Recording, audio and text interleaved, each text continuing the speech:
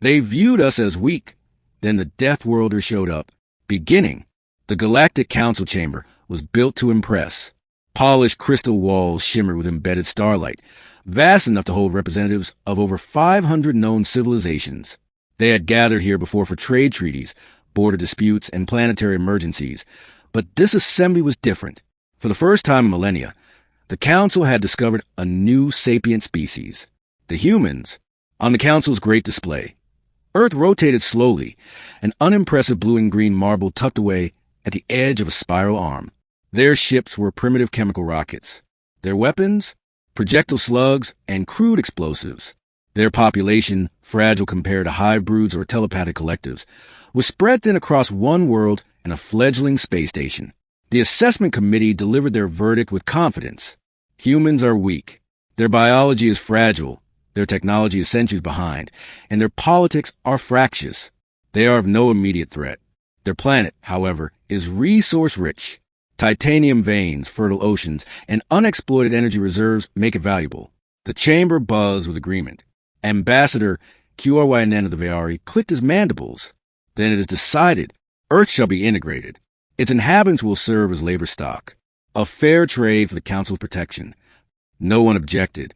Not one voice rose in defense of the strange, new species. But far away, on the little world called Earth, humans were already watching.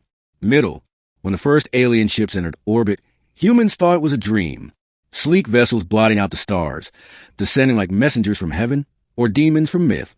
Broadcasts went silent as communications were jammed. Nations scrambled to respond, but their weapons seemed laughable compared to the radiant plasma lances the invaders carried. The Veari descended on New York, Paris, Beijing, and Sao Paulo simultaneously. They announced a new order. Humanity was to submit peacefully or be destroyed. Their kindness was sparing a handful of humans for administrative roles, the rest condemned to mining and servitude. For a time, Earth obeyed. Factories were seized. Armies were dismantled. Governments were dissolved into local overseer districts. Yet beneath the surface, resistance brewed. It started small, sabotaged supply lines, unexplained accidents, ambushes on isolated patrols. The Council dismissed these as primitive flailings of an infant race. But the resistance grew, spreading like wildfire. Humans adapted, reverse engineering scraps of alien tech, learning weaknesses in the Veari exosuits, developing strategies against foes far stronger than themselves. And still, the Council did not see the truth, because humans were not alone. The galaxy knew Earth as a death world, a classification reserved for planets so hostile, so brutally lethal, that few sapient species ever evolved there. Toxic fauna, extreme climates, natural disasters, and predators designed by evolution to kill with frightening efficiency. To most Council races, such worlds were death sentences. To humans, it was simply home. Their bones were denser, their muscles stronger than expected for their size, their immune systems terrifyingly adaptive, their psychology scarred by millennia of predation and conflict, made them relentless in the face of fear. When cornered, most species froze. Humans fought back. The galaxy did not yet understand this. The turning point. The Veari tightened their grip. In response, the resistance unveiled something new. At first, it was only rumors. Small squads of humans operating in the shadows, striking deep into alien territory, eliminating commanders, stealing starships, vanishing before reinforcements could arrive. The Council dismissed them as anomalies, but the truth spread too fast to ignore. They fight without fear, whispered Azal Trader to his peers. They hunt us. An intercepted Veari transmission painted an even darker picture. Enemy combatants display suicidal bravery. They refuse surrender. They kill themselves to take us with them. We cannot predict their tactics. They did not fight like prey. The resistance had become an army, and leading them were the Deathworlders, hardened survivors born from humanity's most dangerous environments. Jungle fighters from the Amazon, mountaineers from the Himalayas, desert warriors from the Sahara, submarine crews from the crushing depths of the oceans. Each one a specialist in survival, where no other species could last an hour. They began calling themselves what the galaxy would come to fear, Deathworlders. Escalation. The war escalated. The Council dispatched fleets to suppress Earth, but their victories turned to ashes. Humans learned faster than anyone predicted. They didn't just copy alien technology, they improved it, Plasma rifles were retooled with human ergonomics. Starship control systems were reprogrammed with Earth's brutal efficiency. Where the Council built for elegance, humans built for war. They unleashed crude but devastating weapons. Railguns powered by cannibalized ship cores, orbital bombardments improvised from redirected asteroids, and combat drones welded together in hidden underground workshops. The Council began losing. In the Council chambers, panic erupted. "How can this be?"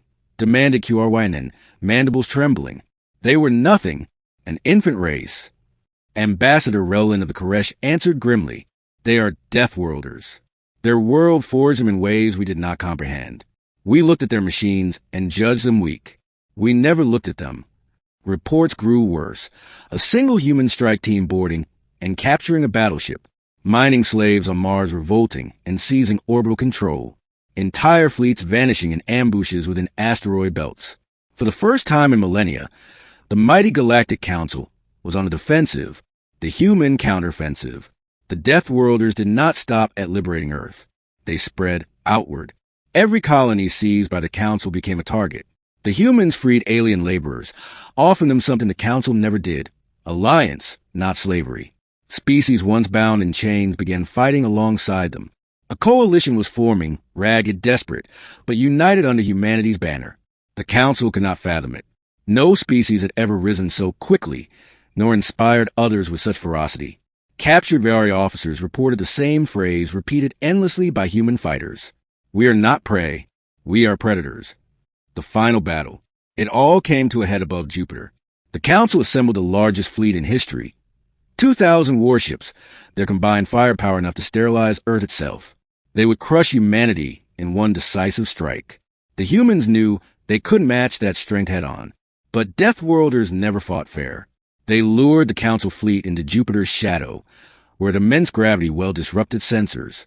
Hidden within the swirling storms were human-forged war platforms, bristling with rail cannons and missile bays. When the Council entered range, the Deathworlders struck. The battle was chaos. Ships vanishing into storms, ambushes tearing apart formations, suicide rams crippling dreadnoughts. Human ground teams boarded vessels mid-battle, turning enemy weapons on their allies. The Council fought desperately, but confusion spread through their ranks. Because they realized too late, this was not a battle. It was a hunt. Hours later, silence fell. Of the Council's mighty armada, barely a fraction limped away. The galaxy trembled. Ending. Months later, the Council chamber convened again. But this time, Earth had a seat at the center. Ambassador Yara Mendoza, scarred veteran of the Resistance, stood before the assembly. Her voice carried the weight of 1,000 battles. "You looked at us and saw weakness," she said. "You saw prey. You saw a world to be plundered, but you forgot the oldest truth of survival. Prey adapts. Prey fights back. And when prey refuses to die..." She let the silence hang, her gaze sweeping across a chamber filled with uneasy delegates. They stopped being prey. Behind her, a banner unfurled. The sigil of Earth, flanked by symbols of alien allies who had joined the Deathworlders. Humanity was no longer alone.